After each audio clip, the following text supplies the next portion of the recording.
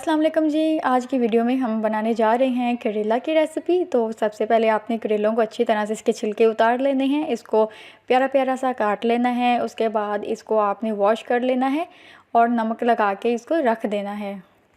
और अगर आप शॉर्ट नोटिस पे बना रहे हैं, मतलब टाइम आपके पास कम है, तो आपने तकरीबन 15 से 20 मिनट तक तो नमक लगा के आपने रखना है। अगर आपके पास टाइम ज़्यादा है तो आपने 1 घंटा तक इसको नमक लगा के रख देना। इससे ये होता है कि जी जो करेले की कड़वाहट है वो कम हो जाती है और खाने में बहुत मज़े के लगते हैं। और मैंने करेला को तकरीबन 1 घंटे के लिए नमक लगा के रखा था। उसके बाद आप एक कढ़ाई लें और उसके अंदर आप ऑयल यूज़ करते हैं, ऑयल डालें, घी यूज़ करते हैं वो डालें और उसके अंदर करेले को आप फ्राई कर लें, अच्छे से फ्राई कर लें। जब तक गोल्डन ब्राउन कलर नहीं आ जाता तब तक इसको आपने फ्राई करना है।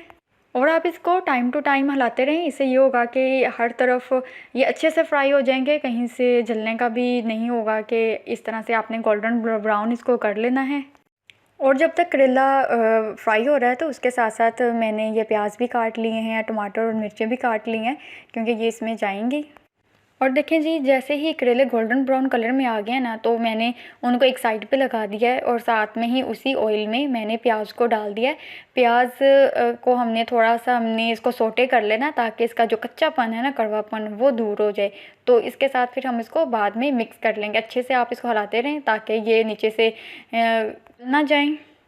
और देखें जी, जैसे ही प्याज सोटे हो गया ना तो मैंने इन दोनों को मिक्स कर लिया है। और देखें जी, मिक्स करने के बाद मैंने सेंटर में थोड़ी सी जगह बनाई है, उसके अंदर हम टमाटर और हरी मिर्चें डालेंगे और उसको थोड़ा सा हम सोटे कर लेंगे।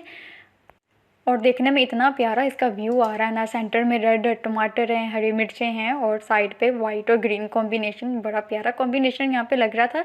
यहाँ पे मैंने थोड़ी देर के लिए ढक्कन दे के रख दिया था ताकि ये अच्छे से यकजां हो जाए।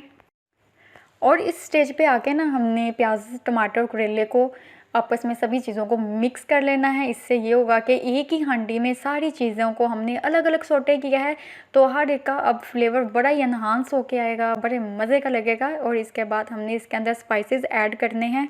और यहाँ पे सबसे पहले हमने नमक ऐड करना है। मैं अपने हस्बे ज़ायका ऐड करूँगी और इस चीज़ को ख्याल रखना चाहिए क्योंकि हमने करेले को भी काफ़ी नमक लगा के रखा होता है, तो आपने बड़ी एहतियात से नमक डालना है। उसके बाद हम इसमें हल्दी ऐड करेंगे जो कि 1 टीस्पून मैंने ऐड की है और 2 टीस्पून यहाँ पे मिर्चें ऐड की हैं और साथ ही 1 टेबलस्पून चिली फ्लेक्स ऐड कर देने हैं। इससे बहुत ही अच्छा फ्लेवर आता है और साथ साथ आपने हिलाते जाना है। मैंने यहाँ पे हिलाना छोड़ दिया था तो मेरा थोड़ा सा नीचे लगने लग गया था, तो साथ ही मैंने फ्लेम को कम कर लिया था। आप साथ साथ हिलाते जाएं।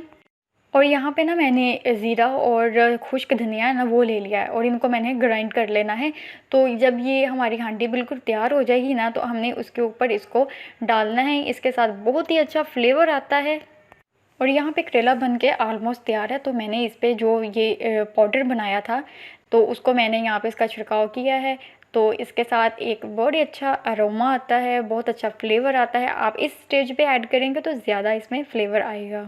और यहाँ पे हमारी करेला रेसिपी बन के तैयार है। आप भी अपने घर में बनाइएगा और इसको एंजॉय कीजिएगा। मिलते हैं नेक्स्ट वीडियो में, तब तक के लिए अल्लाह हाफिज़।